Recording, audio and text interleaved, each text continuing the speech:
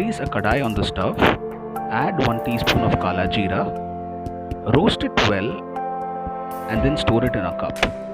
Now take 2 teaspoons of ajwain. Similarly, you have to roast it well on medium flame and then store it separately along with the kala jeera.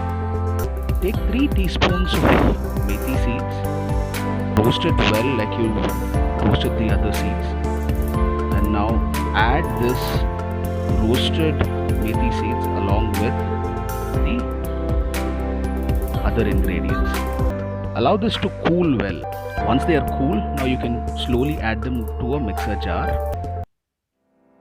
You can see that I'm grinding it to the level that it's a little coarse and not very fine.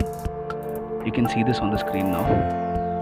Now take 1 teaspoon morning and evening along with a cup of warm water. Mix well and should be had after food for best results.